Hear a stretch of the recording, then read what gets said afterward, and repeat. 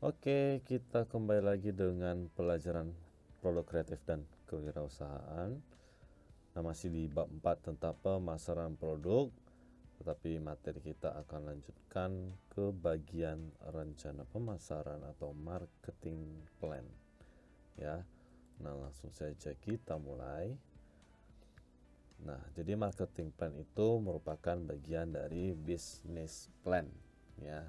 Nah, inti kegiatan dari marketing plan ini itu mencakup analisa situasi lingkungan dan peluang pasar, kemudian mengembangkan sasaran pemasaran, menetapkan strategi pemasaran, dan menciptakan taktik atau tindakan pelaksanaan, ya. Jadi ini adalah suatu perencanaan pemasaran yang harus disusun, ya, didiskusikan, kemudian nanti dari hasil tersebut baru dapat ditindak pelaksanaannya, ya. Nah, di dalam marketing plan itu ada mengenal yang namanya konsep AIDA plus S, ya. Nah, AIDA plus S itu apa? Kita mulai dari yang A dulu. A itu adalah attention, ya. Attention artinya perhatian. Kemudian interest, ya. Interest artinya adalah ketertarikan. Kemudian desire, ya. D itu adalah desire, yaitu keinginan. Kemudian A itu adalah untuk action, ya, itu artinya tindakan. Kemudian S untuk satisfaction, ya, yang berarti kepuasan, ya. Jadi tujuan pemasaran adalah untuk menimbulkan kepuasan bagi konsumen. Nah, 5 konsep pemasaran, ya, ini mungkin kita pernah pelajari kemarin, tetapi akan saya bahas saja sedikit, ya. Nah, konsep produksi yang pertama adalah konsep produksi atau production concept, ya. Jadi di mana produk itu harganya murah dan ada di mana-mana, ya.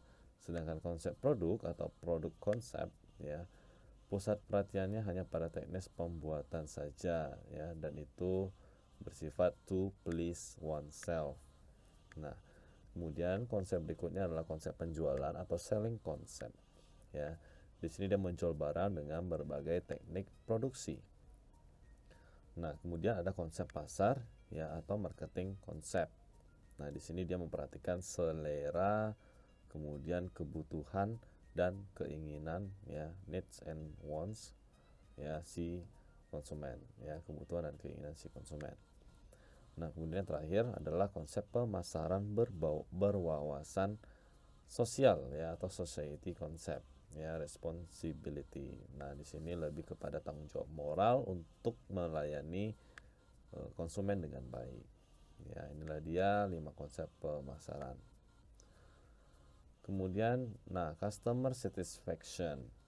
Untuk memelihara langganan, ya, maka pelanggan harus memperoleh kepuasan, ya, melalui nilai lebih yang diterimanya dibandingkan dengan uang yang dikeluarkan untuk memperoleh suatu barang, ya.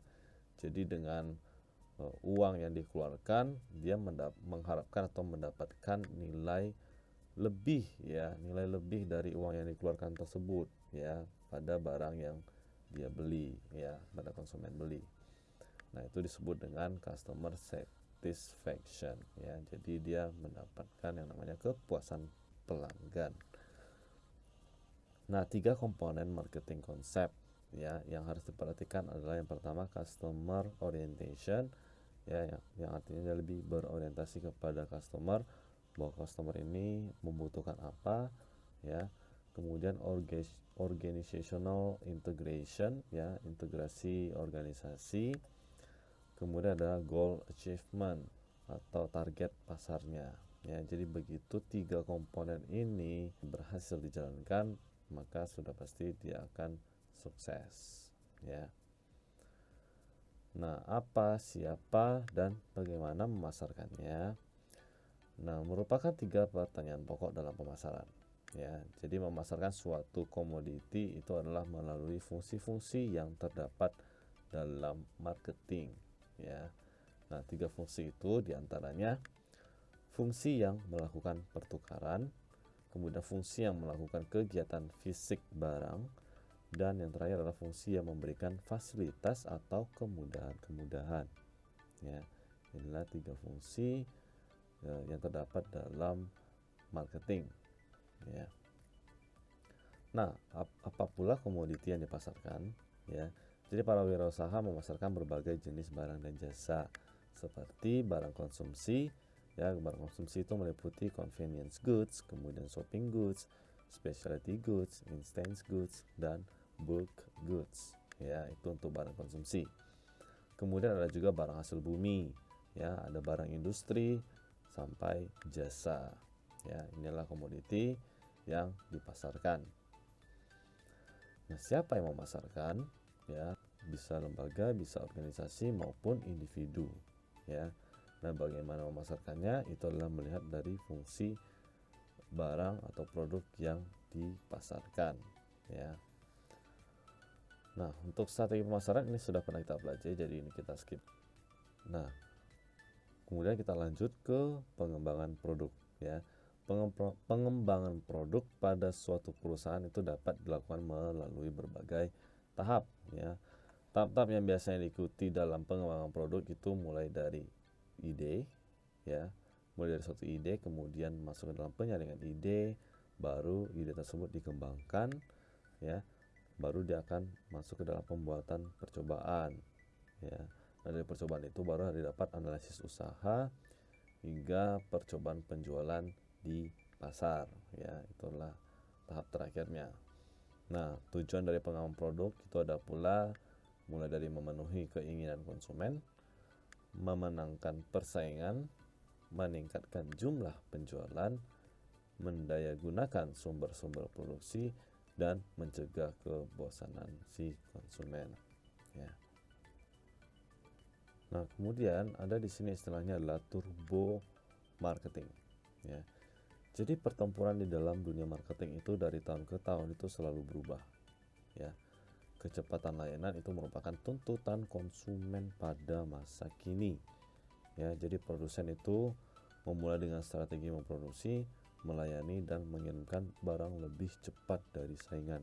Ya, jadi ini merupakan pengertian dari turbo marketing. Ya. Ada pula mega marketing.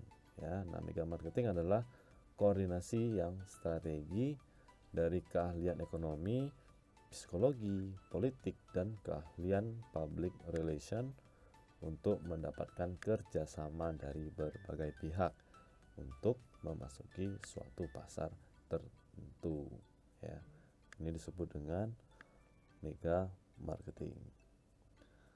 Nah, kemudian marketing plan, nah dibutuhkan oleh semua perusahaan, ya jelas. Nah, pegangan bagi semua perilaku marketing di perusahaan, itulah mengapa marketing plan menjadi pegangan, ya pegangan dari semua perusahaan, ya. Nah, kemudian dari marketing plan ini dia dapat berfungsi sebagai alat belajar bagi seluruh jajaran-jajaran perusahaan, ya. Nah, 9 proses pembuatan marketing plan, ya, dimulai dari peninjauan umum kinerja usaha, ya, ditinjau dulu kinerjanya bagaimana, kemudian baru dia akan dianalisis pasarnya. Nah, baru didapatlah problema atau problem masalah utama dan peluangnya bagaimana. Nah, kemudian dicarilah isu-isu penting itu apa saja, baru ditetapkan tujuan usahanya mau bagaimana. Ya. Nah, dari situ baru kita dapat strategi marketing utama dan ada juga strategi marketing terpadu serta penjadwalannya.